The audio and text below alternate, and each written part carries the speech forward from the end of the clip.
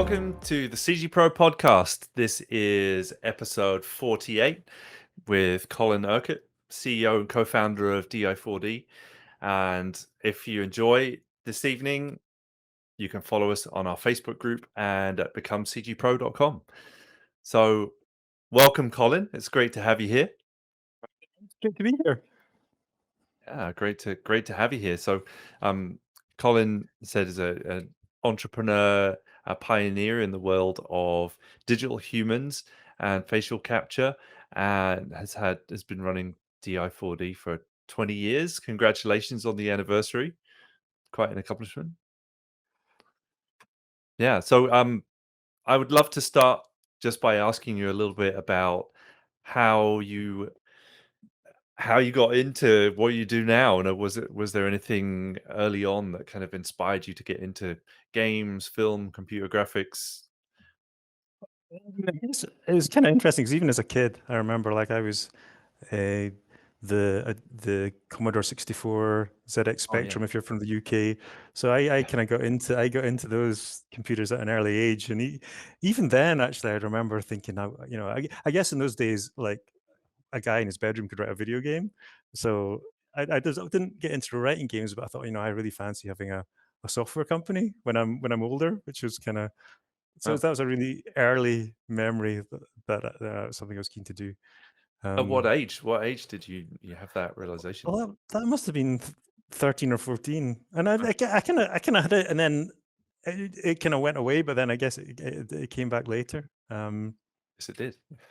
Yeah, so yeah, I guess in my early career was more it was like hardcore research. Yeah, went from it was electrical and electronic engineering. I did at uni as an undergraduate course, and I did a little bit of computer vision then. It was like super early days, so that must have been mid '90s. So a long time ago. Um, and when I graduated, I got a chance to go to the Turing Institute in Glasgow, which no longer exists, but it was an amazing place at the time. It was like really, it was founded by a professor called Jim Alty, and he'd worked with Alan Turing at Bletchley Park. So and named it after him. And I mean, it's amazing now. AI is just like this the thing now, but that's what the Turing Institute was all about. It was Yeah, hardcore AI research and some amazing researchers doing some amazing stuff in AI. So it was awesome to get that opportunity to go and work there. And I enrolled. I started my own PhD research, and that's where I guess I got into computer vision in more detail and stereo vision. So the idea of it was in those early days. It was, I mean, not at all related to video games or anything. It was really interesting because what we were trying to do was almost emulate the human vision system. So we have two eyes. We can perceive depth from our two eyes, and a lot of the research was really trying to emulate that. Could we get hook two cameras up, like really now you look at them, really low resolution, noisy, horrible cameras, but hook a couple of those up to a computer and see if you could get it to perceive depth. And I guess that was my introduction to stereo vision at the time. So again, not related to um, to video games in any way. Uh, but I guess we discovered that the competing approaches to 3D capture at the time was laser scanning. So I don't even remember this the cyberware scanners, and I always remember going to trade shows and there would be a laser scan. Well, you'd look in the marketing material and there'd be a laser scanner and they'd be scanning like a ballerina up on point or something. But you went to see them and they took like literally a minute to scan somebody. Like, there's no way they could stand still while that was happening. Whereas with our approach with just two cameras, we could capture data instantly. So it turned out that was particularly good for capturing humans because they kind of move around. So I guess that's where over the time, we focused more and more on capturing the face with these camera systems that we were sort of developing as part of my research and the other projects I was involved in. so there's a lot overlap there, I think, between some of the things I've bumped into in my time being going through computer science, who was next to the electronic engineering Y- Yeah. department. I was kind of connected to it, some overlap there. But yeah, to my some of my textbooks had Turing's name on them, and the remember learning about it early on. And there's obviously the movie, like The Imitation Game, that's I guess shone some light on him, but rightly so. He's responsible for so much of what we take for granted now, and I think is the um, machine learning or AI, is that a significant part of what you guys do in your work? It's become so more recently. I think the the algorithms we developed, I guess, probably not so much termed as what we'd consider AI. It's just more hardcore image processing. So the processing to take two images and turn them into a 3D model. Um, I guess not really machine learning. It was just some more hardcore image processing at quite a low level, as opposed to not really. So I guess a key feature of machine learning is you train it and it's more of a black box, whereas this was more sort of algorithms we developed to, first of all, initially starting point was sort of emulating a little bit the human vision system, and then sort of evolving from there to something that would actually work in practice. So in those early days, probably not so much what we would think of AI or machine learning now, but when we come onto it, is something we've started to use more and more of, like like many people now, is machine learning.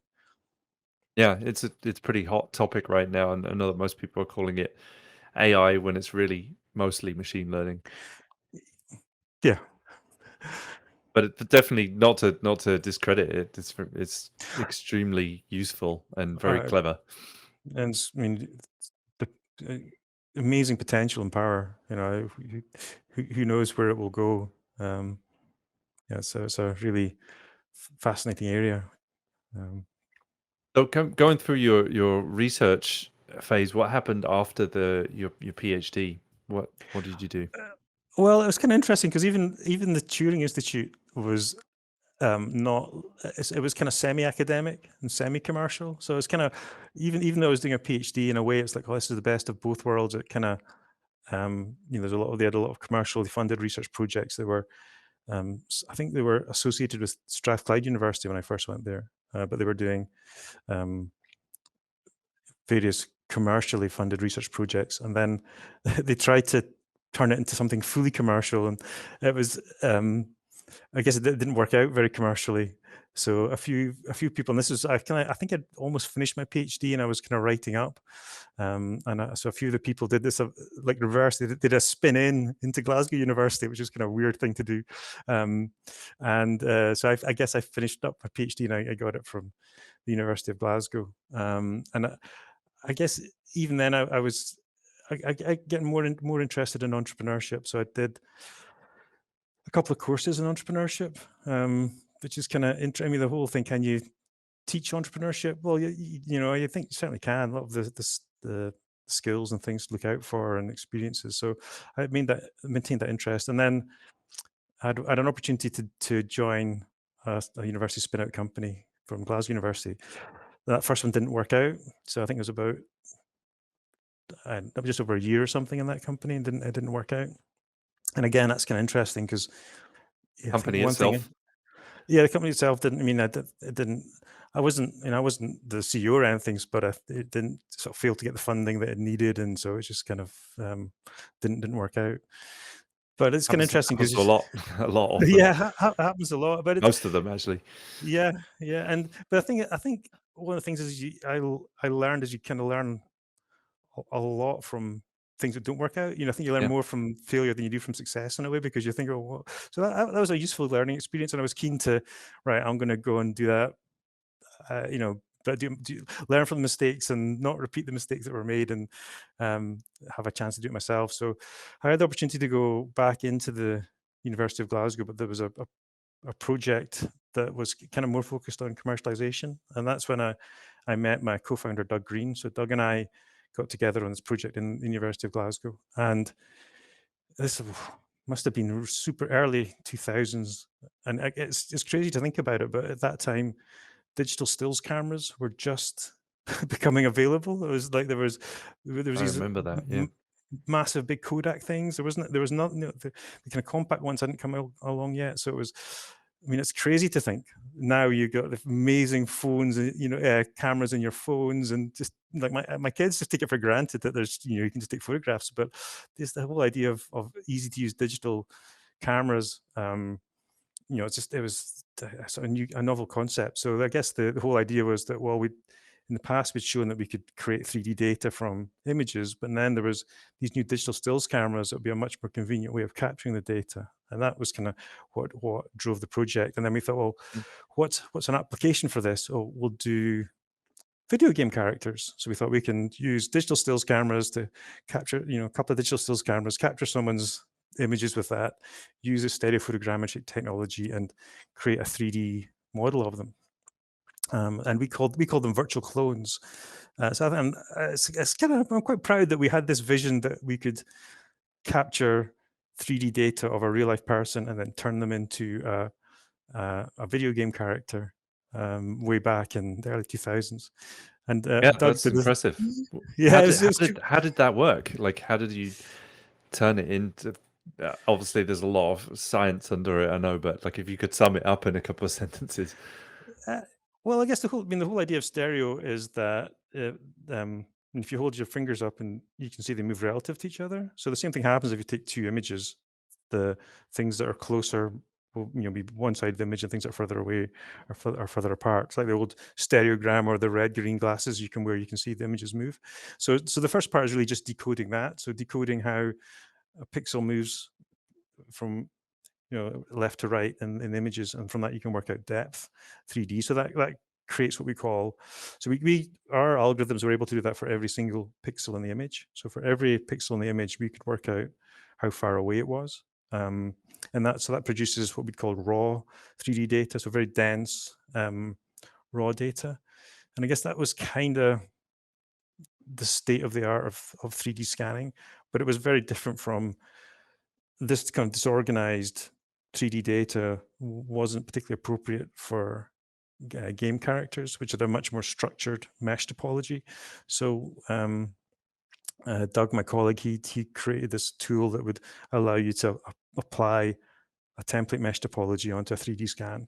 Mm. And then also a disadvantage of the kind of laser scanning systems at the time was they weren't able to capture very good appearance data. So the color data wasn't particularly good, whereas we were using digital stills cameras that captured relatively much better appearance data. So we were able to combine those things, this kind of mesh wrap, it's called wrapping now, this wrapping tool that we developed, plus our 3D data, and extract the color image from it.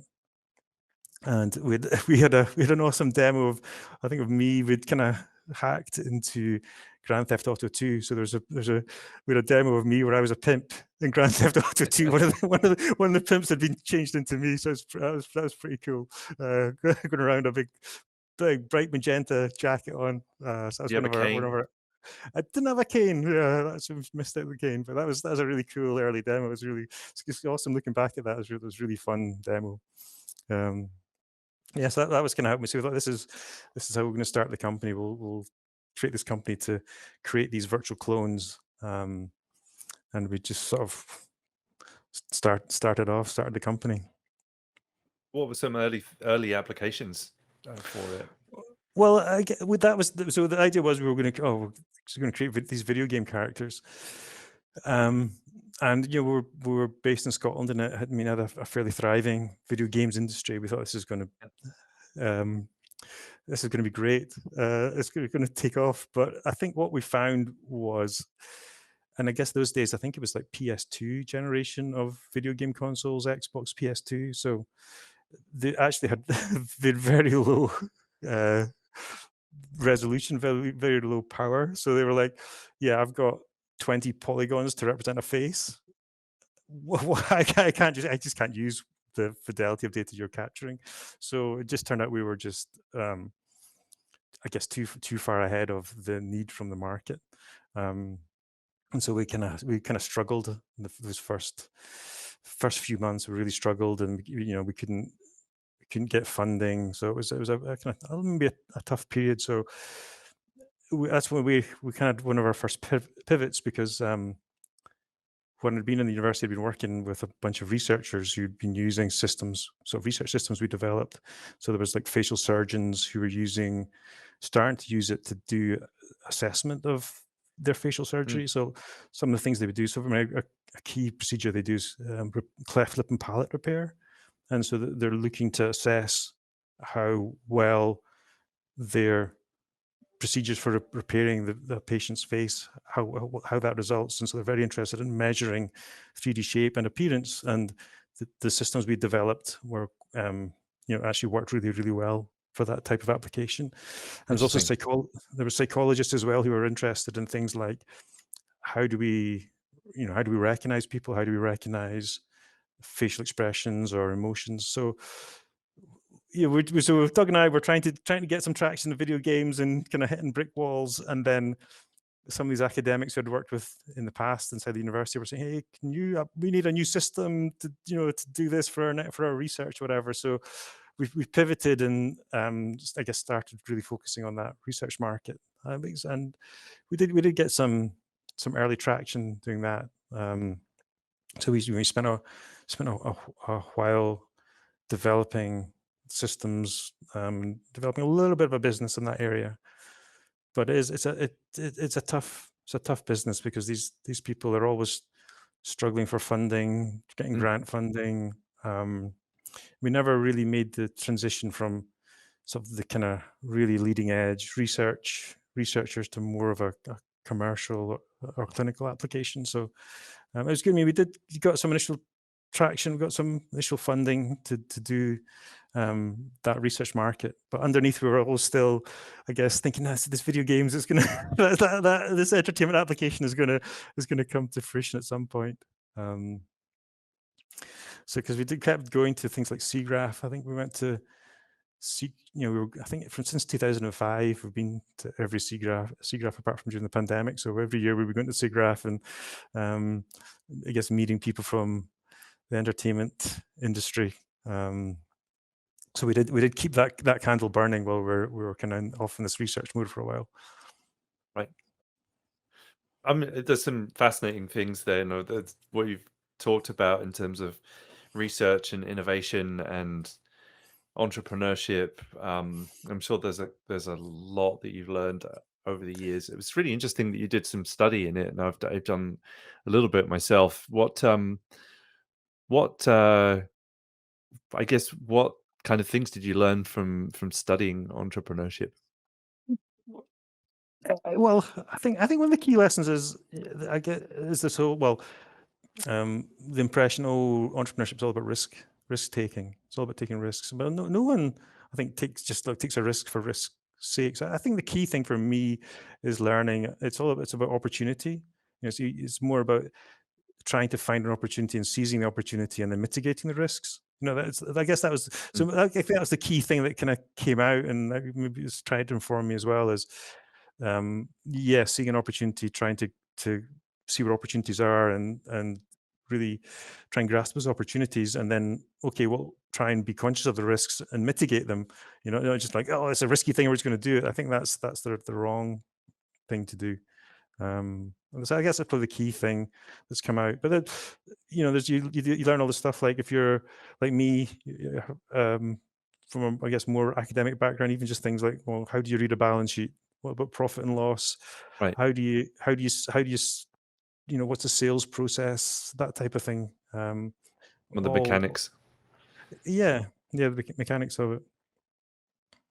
but the psychology part of it and some of the myth busting that you just spoke about in terms of what it is, how to see, how do you what would you say to somebody who is new to, a lot of people have aspirations in entrepreneurship, but it's as you know, it's hard.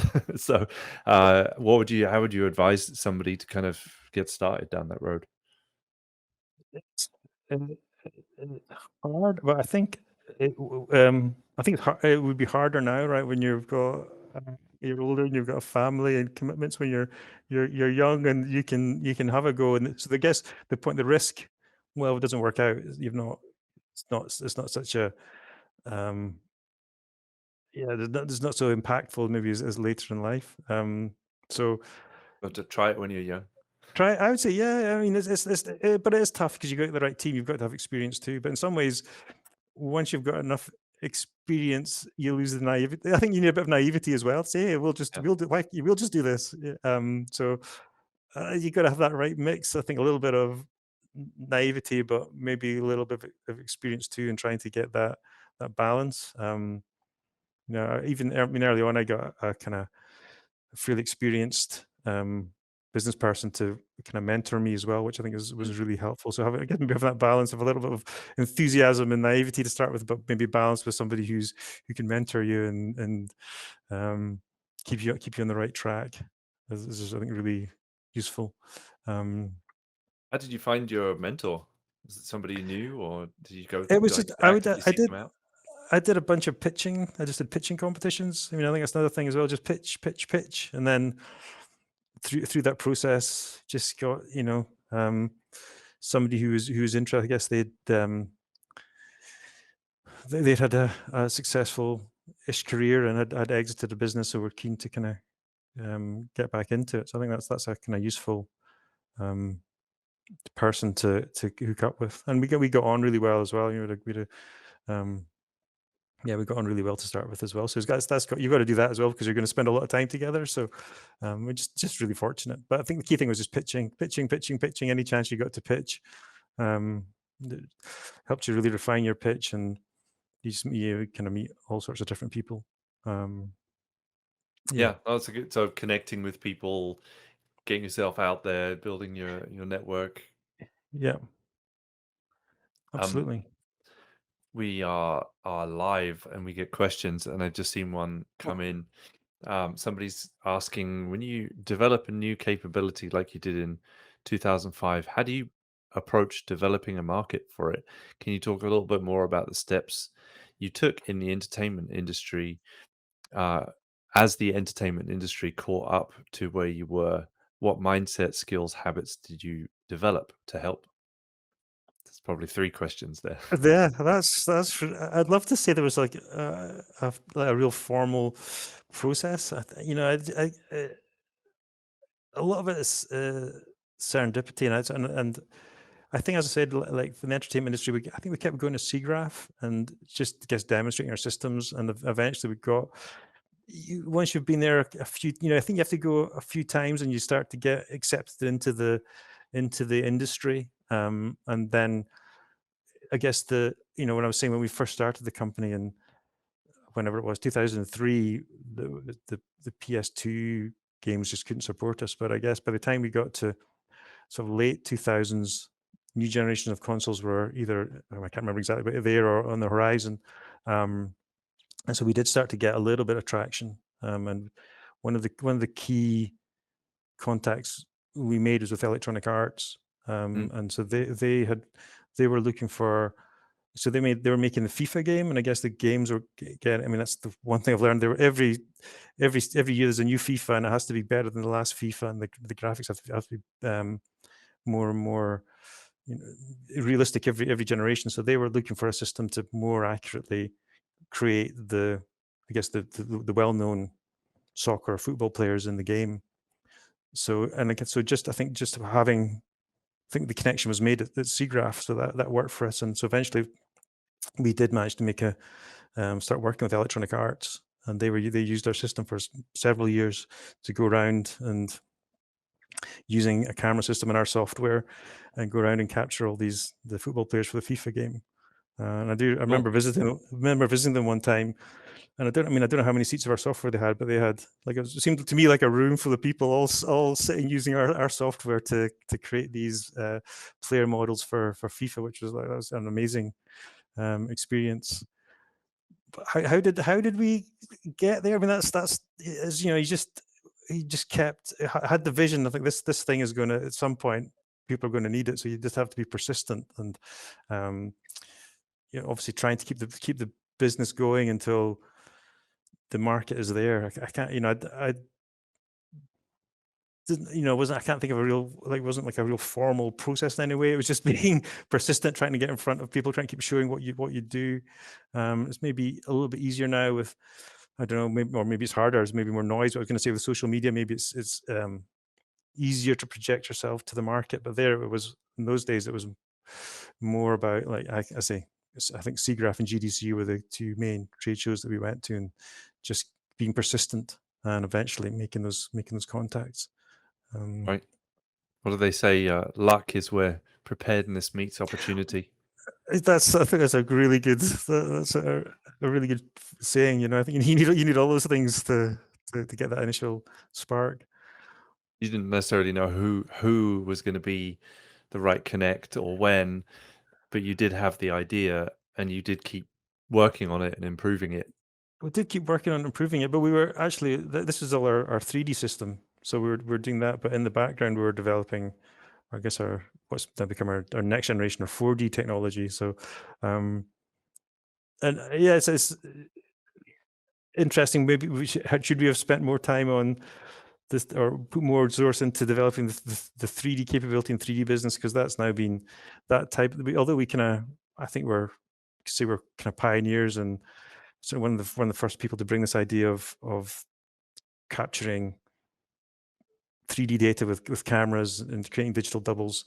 That's now been, there's many multi-camera solutions and really good software to do that. So we don't really do any of this 3D capture anymore. We kind of focus on 4D. So we're developing our 4D technology, which kind of is this same idea, but it extends it into the dimension of time. So time being the fourth dimension. So we could capture not just a static 3D model of a person, but their full animation. And I guess I think early on I'd thought that was going to be more valuable, because you kind of capture someone once. Do you need to capture them again? But every performance is new. So I kind of felt, for me, I was like, yeah, that seems to me like that's going to have more potential, more staying power. It's going to be more value if you have to keep using a system to capture performance. And I think that I think it's kind of borne out. So maybe that's a little bit of the entrepreneurship thing, saying, well, we've got this thing, it's going okay, but maybe I think 4D's got more potential, so we should develop that. And I guess that did come to pass. That's really interesting. Yeah, I mean, I think it's, as said, a lot of people I think have the aspirations to break free from jobs and go try something, or they maybe have an idea, or they just like the idea of entrepreneurship. It's really interesting to hear about your journey and how what you've gone through and some of the qualities that are important in being persistent, in continuing to believe in the vision and continuing to network. And I know there's I think it's Peter Drucker that described companies as innovation and marketing. If you could break it down to just two things, innovation and marketing, that being those significant parts of it, and you've clearly been pretty strong with the innovation side of things. And I'm wondering Yes. what how do you kind of approach that? Where do you kind of take that extra pivot or risk versus continuing to do something that you've kind of figured out and trot that out for a while? What there's you've made a number of pivots by the sound of it. A couple of pivots, but in a way, not we pivoted into the research space, and we did get a little bit of traction there, but found that to be quite um, quite hard business. And also another kind of pivot was, I found it. Well, I guess for a long while we were selling systems and software, so it's kind of capex, um, and it was tough, because every year you've almost got your sales pages looking blank, and you've got to bring all these new customers in. Um, and I just thought that's kind of an unhealthy relationship as well, because if I've sold to you this year next year I want to sell to all your competitors, because I know you're not going to be buying something next year because you've done it this year, but now I want to sell to all your competitors. And that just seemed to me to be inherently a bad relationship with your customers. So we and we also, when we developed this 4D system, and we sold one of these 4D systems, and we thought, and we were saying it was a nice big sale. Oh, this is fantastic. But then we realized that the value that the customer was generating from that was probably way more than the value of that we sold the system for. And then just whole this idea of, well, now we um, don't really have an opportunity to sell to them. So it's the whole trying to think, well, who are their competitors? Who can we sell to? And finding, well, the market's not that big. So I think through that process, we decided to pivot to a service business model, where rather than selling software and systems, we would sell services. And I think that does actually work.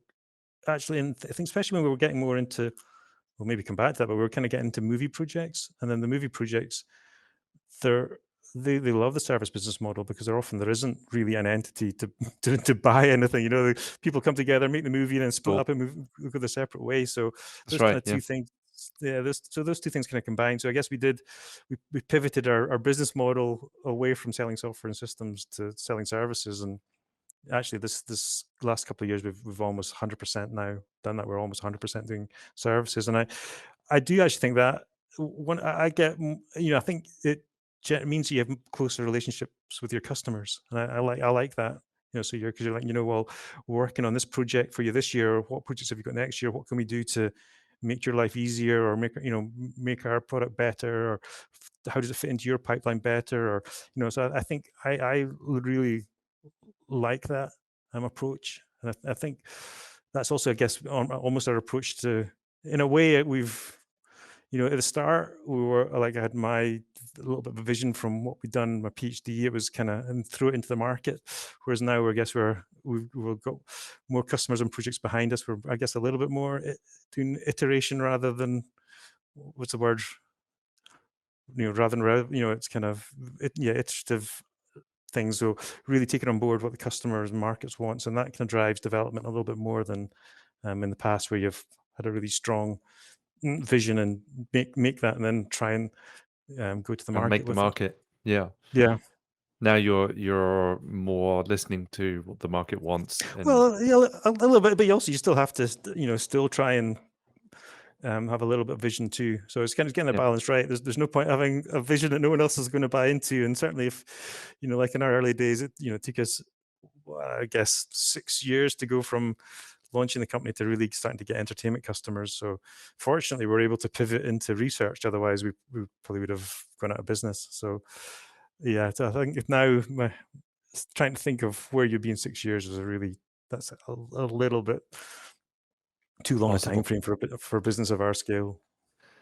Yeah, it's tricky. I mean, there's so many stories out there. I love the Pixar one. That they spun out of a research department and then were trying to figure out what to do. And fortunately, found a Steve Jobs, because for basically 10 years they were losing money and trying to figure out, is it medical, is it building computers, and but they had that vision. They had that strong vision of wanting to make animated features and having wild ride in getting there, but it's not like a straight path. I think it's good to it's really good to hear for myself personally, but I'm sure a lot of other people out there are appreciating um, the insights, because it's not obvious how to go about it. But it's given some great insights there about having a vision, about trying things, being persistent, having mentors, and listening to the market. These are all absolute gold. Yeah. So, tell us a little bit about what you're doing now. I know you mentioned doing more work in film and feature film. I can see a movie poster behind you giving away one of the things you Yeah. worked on. Yeah, we'll touch on that in a minute. But yeah, so we developed this 4D capture system, and like, again, I remember taking that to SIGGRAPH, taking systems across and showing them off. Um, and yeah, we got a breakthrough, because I knew the guys. There's a company called Axis Animation, who have been done amazingly well. now. I mean, they're huge, but when we first knew them, they were in a small office not dissimilar to ours in Glasgow. And I knew, particularly I knew Stu Aitken there. So Stu was kind of interested in our 4D system, and eventually we got a project where he could use it. And so they were contracted to do the trailer for the Dead Island video game, and that was our first project. I think that was the first project where they actually used our 4D system to capture the facial animation for the characters. And again, they were some digidouble characters as well, even that early stage. And the trailer was super well received. It went viral. It was kind of a zombie game, and the trailer went in a great soundtrack, and it went through backwards through time. But that was a fantastic breakthrough for us. Just getting the fact that kind of went viral just meant that we got more exposure on the back of it, and that I think that's really where things started to take off with the 4D system, and started to get some traction.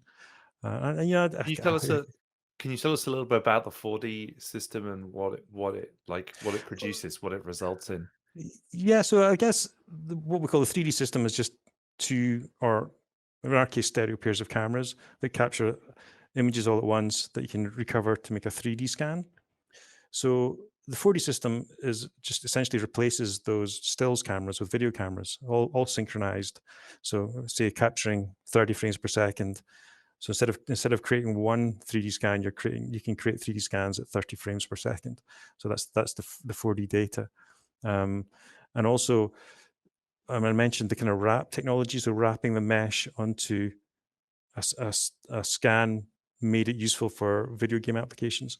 You kind of what we discovered was the same thing kind of has to happen for 4D. So you have to get a consistent mesh topology onto the 4D data. So that was a key development, was creating this ability to track, so applying a mesh to one frame in the sequence and then tracking that through the sequence. And that's what we call 4D data. And then now that's really nicely supported. So we would deliver that even now. I mean, the delivery format hasn't changed significantly in I don't know how many years, 15 years or so we've been doing it. It's like so point cache animation is really universally accepted. So that's kind of what we did, was capturing a person's facial performance and delivering that as a point cache animation. And over the years, just cameras have got better, resolution of cameras has gone up. I guess our algorithms have improved. So over the years, we're just getting higher and higher fidelity of data from this system. So I think the system for that Dead Island trailer was possibly 9 synchronized machine vision cameras that the actor sits in front of, and captures their performance. Is there any part where it translates to a skeleton, or it's still just point cache? Uh, well, I guess we're kind of all our existence, we've been somewhat rig adjacent. So at some point, typically, actually for pre-rendered work, some clients will use what they call a direct drive, so they can use the point cache animation directly. But certainly if it's real-time applications, then you have to solve that animation down onto a rig. So whether it's a blend shape rig or a bones rig, typically that would happen. Certainly to get it into video game engine, you would solve it down to some rig. There's maybe, it's actually kind of interesting with digital doubles, because another use of rigs is to give animator control. I mean, we'll maybe go into that, but I think one of the key things about what we do with digital doubles is hopefully you don't need animator control to improve performance, because our goal, our real vision for our company is to recreate the actor's performance as closely as possible. So, and trying to turn that into, typically facial animation has been quite a subjective artistic process, where there's a lot of polish required and a lot of animator insight to create animation. And the more realistic you want the animation to be, the finer the controls are, the more polish is required. Whereas our philosophy has been, well, if we can capture the actor's performance as absolutely faithfully as possible, then hopefully you shouldn't need to do any animator, polisher, cleanup. So that's our I guess our key philosophy, is that hopefully with our technology, if the client or the project is kind of invested in, yes, we're going to have really embraced digital doubles, and we want that character to look as much like the actor as possible, and for their performance that we capture on the stage to be faithfully translated to their character. I guess that's really our philosophy. So hopefully that means there's less need to do animation polish, but there still might be a need to take that point cache animation and solve it to a rig so you can get it into the game engine efficiently for real time. Does your system do the translation onto the rig? Is that something that the client normally does? Well, we have techniques to do that. I guess what we have learned, often the hard way along the way, is that the beauty of the point cache animation is that it's rig independent, so it can very, very faithfully reproduce the actor's performance. When you introduce a rig, then often the rig limits the animation, and that then means so. And I guess we've now had experience of lots of different rigs, so and again, depending how the rig is created, what shapes underlying it, it may be that the rig just can't hit certain parts of the performance, and then you get into this polish phase. If the rig, the point cache says this is the facial expression on the actor at this frame, but the rig just can't hit it, then you have to start to go through this kind of animation polish stage. Well, what's the closest I can get the rig to that, and does it look right? So probably a long way around of saying our preference is that the client has their own rig. They can update their rig, and that in our experience has works better than us doing that. Although we have done some projects where we've used this rig solving, but maybe learned the hard way that doesn't always work out if the rig doesn't quite support what the character does, or if there's I guess the whole for different projects where there's some retargeting, and again that becomes more of an artistic project with animation input. If when the actor and the character are different, so when the actor makes this expression, what expression should the character make, and that can become quite an artistic process too. You're making artistic decisions that we, I guess, at DI4D were, and again, maybe that comes back to my engineering background. We're like, well, we're not artists. That's not. We like to say that's the client's job is to do that artistic interpretation. We'll faithfully reproduce the actor's performance, and then that type of thing we'd prefer the client to work on. I think that works best. Although we do have some capability, but I think the best projects are when the client is doing that. And actually, that takes me to this one. Actually, Blade Runner. Yeah, I was going to say. Interject there because it's kind of interesting, because in that project, I wasn't involved in it, but I think Doug and some of my colleagues they shot for this. I think it was in Budapest they were shooting, and I think the idea was it was for the Rachel character, who's the replicant so she came back 25 years later. She's not aged because she's a replicant, and I think the idea was initially they were going to capture Sean Young's performance, who played Rachel originally, and then they could just map her performance onto Rachel. There you go.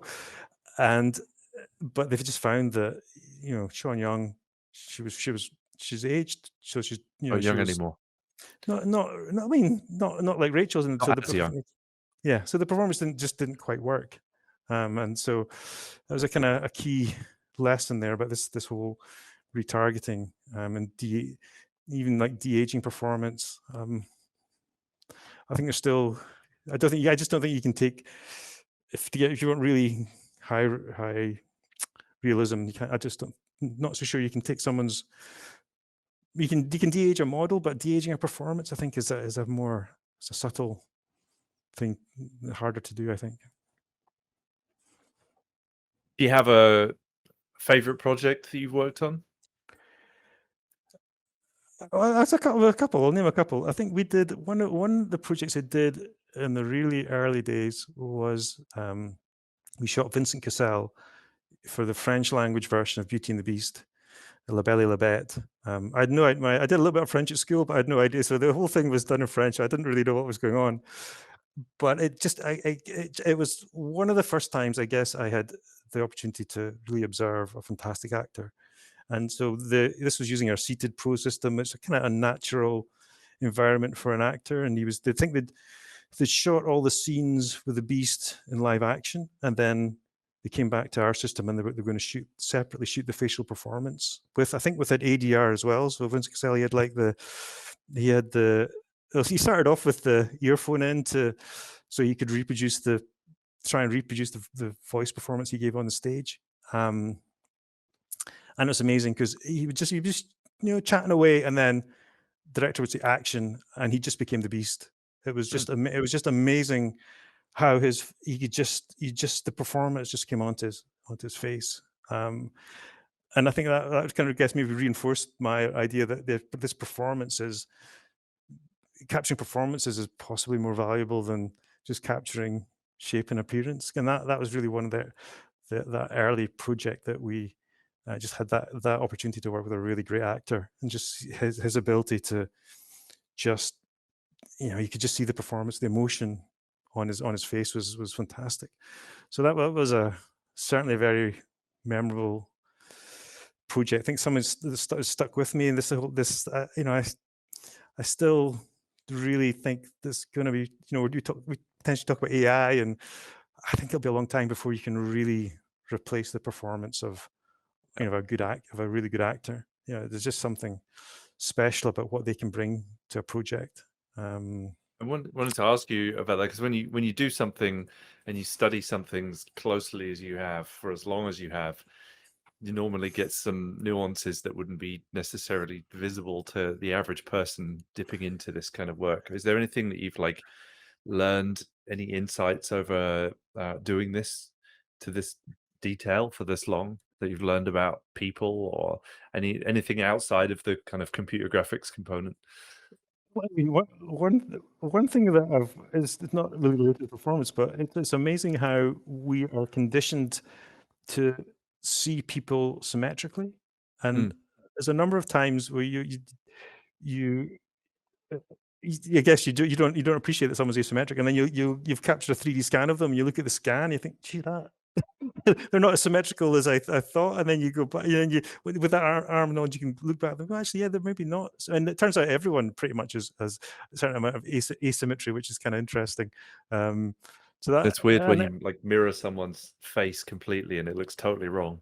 exactly, and I guess that probably does filter into performance as well, and just the whole idea of the uncanny valley, and how sensitive we are to, it's just subconsciously, you just, I don't know, you just have this subconscious ability. You can just see facial animation or whatever, and you think, oh, that's just not quite right. That's just uncanny, and you can't always like say why, but you just know that it's just not quite right. um Again, I think so. That's also, it's driven this idea. Well, if you can capture it from real life, and you can reproduce all the nuances of the actor, then it shouldn't be uncanny, because if you have truly captured exactly what the actor's done, then that's the real animation, which is kind of, Where do you think? Sorry, go ahead. no, there you go. Where do you think the gaps still are in terms of digital humans, the uncanny valley? They're They're getting pretty good. they're getting really good now. I mean, I think with the new rendering engines, just, they're just seeing so many examples. Um, Actually, so when we come back to that, I remember there's one other really memorable project we worked on was Quantum Break with the guys at Remedy, and I mean, that for me is one of the first. I mean, nothing to do with us, but they were like fully committed to digital doubles, and at a really early stage. So it must be one of the first video games that, rather, I think there'd been digital doubles previously when it was like a key. I remember there was like a video game, and it was Bruce Willis, or Tiger Woods. So there was games where they used digital doubles because it was maybe more of a marketing, like they wanted that person to be in the game. Whereas Quantum Break, it was they really focused on just on digital doubles for all the characters. And I'm not sure. I can't remember where I'm going with that. But, that was a really. Oh, I can't remember where I was going. Sorry, I lost my thread. Uh, No, no worries. Yeah, I mean, we can throw a question in there. How's that? oh, I got another one from. sorry. Go I ahead. remember where I was going with quantum You break. got So, it. but they were super brave because in the end they actually they combined live action. So there was they had the same actors in live action, and they had the characters from the video game, and that, again, super brave to put those things side by side. And Mm, and I think they kind of they did kind of stand up pretty well together, and so I think that's so. And even so that was back. I mean, I can't remember when Quantum Break was released, but that gap is closing and closing and closing now. So it's some of the projects we do are I guess we contribute to the the gap between the level of realism, and is it live action, or is it CG is becoming smaller and smaller, and people are able to do it with, I guess, more and more readily available tools. So it's not just big budget movies doing that face replacement shot for their for VFX with with their huge budgets. It's now, I think, been able to do more and more on so um, more accessible budgets, and I guess that's certainly coming through into the video game projects that we're working on now. So it's much bigger scale, and getting really close. I think the work we did on Call of Duty Modern Warfare 2, some of those scenes are just mind blowing. How and not just the pre-rendered cinematics, but the actual in-game scenes. Some of those is getting really close. So yeah, There's a question that's similar but different. Somebody is asking, what's been the most unexpected or craziest use of this technology in entertainment? For example, ever tried capturing a cat? well, not a cat, but a horse. No, it was we did a project where we captured a galloping horse, which was terrifying. Wow, Um, I there bet. was a galloping horse, and and it turns out, I mean, it's like On a treadmill? a horse on a treadmill, and that is not as well. I don't know how easy that sounds, but actually it's super hard. Doesn't sound very easy. You need specially trained horses. You need a special treadmill. So there's only very few places. So we had to take our system to this place where they had the specially trained horses, and we were able to shoot a horse on a treadmill. And of course, again, even just little things like horse are dark and hairy, and it was amazing. Our system actually worked for that. And we got some pretty reasonable data of the deformation of a galloping horse. So that's probably one of the most out there projects we've worked on. Yeah. I guess that was more from our days when we were, when you're doing these research projects, you do get hit with sort of more left field things. Now I think we're maybe in some ways it's a little bit sad that we're focusing more and more on facial capture for entertainment and not doing those kind of, in those early days you're like, yeah, we'll do that. Yeah, how hard can it be to capture a moving horse in 4 dimensions? Um, Sounds wild. And yeah, and definitely sounds like the domain of research. I'd be like it'd be a very niche business if you specialized in horse motion and horse selling horse treadmills. Yes. There's not a huge market for that. There's a limited market. Someone out there is going to take it up though. It's an idea for a business, horse treadmills. So just love to ask you about your thoughts on how again AI machine learning is entering the space, is helping with. I know that there's people out there using machine learning to help solve motion from imagery, going onto rigs. um where do you what would you like to see more of in from AI machine learning? Well, I think one area where I think it's already, I think that application for face replacement for visual effects, I can see AI Mm, more and more being used for that, and the kind of, I guess, our approach deep of fakes. hardcore deep fakes. I mean, some of the technology is just becoming so amazing now. I think obviously there are issues around intellectual property rights of the training data that's used. I think that's one of the key concerns about any kind of AI is, you know, is it, are you infringing someone's rights if you're, because it all requires, well, the more training data you have, the better solution you're going to get. So I think inevitably though those AI is that kind of 2D image manipulation is really going to change that out of all sight, and those tools are going to get into the hands of, even like, I mean, I look at my kids and what they can do in their phone manipulating images compared to what you needed to have like a workstation for and super high end software not so many years ago, and that's going to get into the the hands of the kids and go mainstream super quickly. um I think it's and then yeah, we're seeing it with body motion capture, y- starting to see things that using um AI or machine learning to infer, I guess, more traditional mocap from different, without needing all the arrays of motion capture cameras. They are all super dependent on training data, though. Yeah. Um, and similarly for the face, there's we've actually got some clients where we've been capturing fairly high volumes of data. I'm sure that they're using that for machine as training data for machine learning. You I did don't you know. work did you work with the digital domain with Aruna? We did a lot of projects with digital domain, yeah. Right. There was And one called the Quarry. we captured we captured a lot of data for the quarry, all the different actors. Yeah, I can't remember. Was it like a dozen, 12 different actors we captured input data for?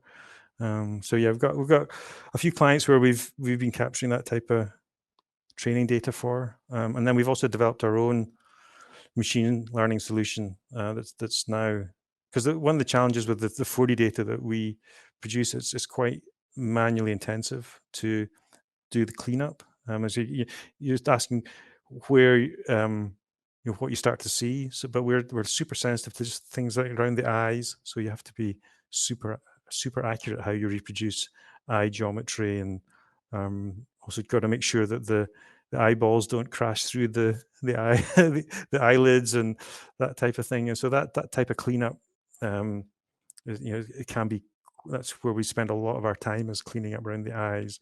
Similarly with the lips, the contours of the lips, the inner contour of the lips tends to be areas where it needs significant amount of cleanup. And so that does mean that it's to do a large project is, probably, it probably means it's just not practical to do that. So that's when we've been looking at machine learning for many years, and that was our, I guess our vision was that you could, if you capture enough training data for somebody, clean data, then you can train it, and then machine learning will be able to take over. And that's kind of what we've developed our own solution to do that now. And it combines two things, because going back to Vincent Cassel, he could perform super well in this seated artificial environment, but it's actually very hard for actors to do that, and especially when it's a scene perhaps where you've got multiple actors and they're kind of interacting with each other.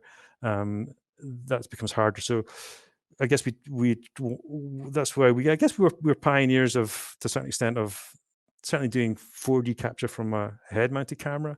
So Mm. we developed a head-mounted camera system, and then we wanted to combine.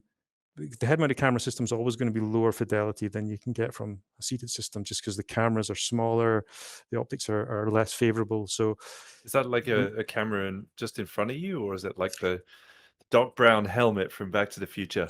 well, it's hopefully not quite. So it's only a helmet it's a helmet that you'd wear. So it's a bit like my, Yeah. so it's got a boom with cameras on it.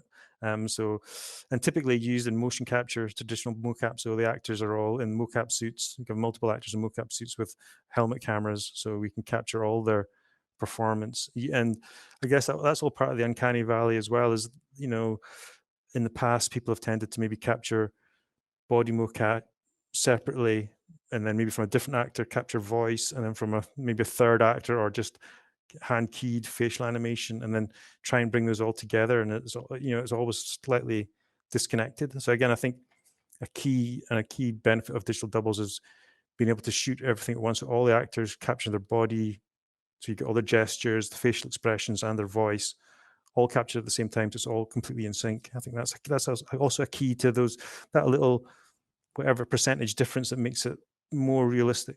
So that, and I guess the helmet mounted camera allows us to do that. And then with our machine learning, we've got that process now where our system will start to learn essentially learn an actor's face, so that we have to do less and less cleanup as hope the face hits a very similar expression to one it's hit before. We've already got a clean version of that, and our machine learning can take over. Interesting, yeah. And just a key point of that is, though, that what we do is the training data is only ever for that actor from that project. So it's never, this concern that you've got data that's maybe from different, someone maybe infringing someone's image rights, so they've not given permission. That's everything that all the projects we've worked on with our own tools, it's all just trained on that actor. Oh, very cool. That's fascinating. Well, yeah, we have one more question. He'll take this last question before we wrap. So someone's saying, do you see 4D technology changing how we watch television? How we Interesting. watched. I don't know. I mean, I'm not sure. Maybe you've been like, I mean, I remember way back at SIGGRAPH, there was like the web 3D, and the web was going to go 3D, and it never happened. And I guess there's this kind of that it goes in cycles, and the kind of metaverse is coming along. So I think you could imagine maybe some kind of 4D. So it wouldn't be television, but be some more immersive entertainment.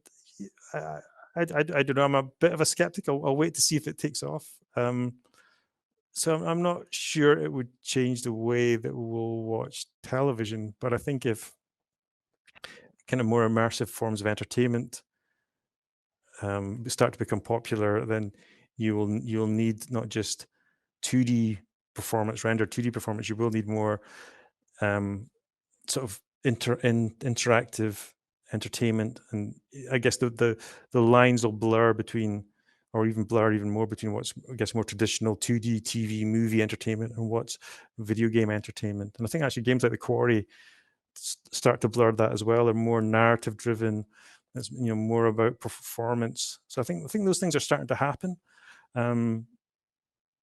It's interesting seeing what's happening in the sports world with people with they're starting to essentially get some kind of volumetric capture to be able to then move the camera around, not just watching a 2D image. Yeah, I think that's so. Yeah, it's interesting to see how that will develop. Yeah, but I don't know. Nobody It's knows. exciting. Nobody knows it's exciting. But yeah, I think though, I think the game engines are the ability to stream into them. So I think the technological capability will be there, and I guess that will drive maybe innovative new forms of entertainment that maybe will be more immersive, and that maybe will need more kind of 3D, 4D content. Well, it's been a total pleasure speaking with you today. Well, before we wrap, I'd love to hear if there's anything that you want to share with our audience, or any places that they can follow you. Anything you'd like to know people to know about. I guess, Bill Keaton, if you want to find out more, there's our website, di4d.com. That's where there's lots of work examples. Got actually a really nice presentation from GDC 2023 with Sean Comer and Bernardo Antoniazzi from Infinity Ward. Did a really nice presentation. So I think that's a great one to check out if you want to find out more about how our system works and how clients use it. So yeah, that's all available on di4d.com. Fantastic. Yeah, well, as I said, it's been an absolute pleasure speaking with you, Colin. You've had an interesting journey, and it's been really, really cool digging into things, not just computer graphics, talking about entrepreneurship and some bonus stuff there, which I found really, really interesting. myself being in the same space. But I know a lot of people are becoming more and more fascinated by that. This was really, really, really cool conversation. Thanks for sharing your evening with us. Thank you, Ed. You bet. You're welcome. Thank you also to our audience. Thanks for joining us. Thanks for asking questions, and we look forward to seeing you again in a couple of weeks with another episode. But yeah, thank you all. Hope you all have a great evening. You can follow us at becomecgpro.com and take care. Go out there and make some cool art and invent some cool stuff. And we look forward to seeing you again soon.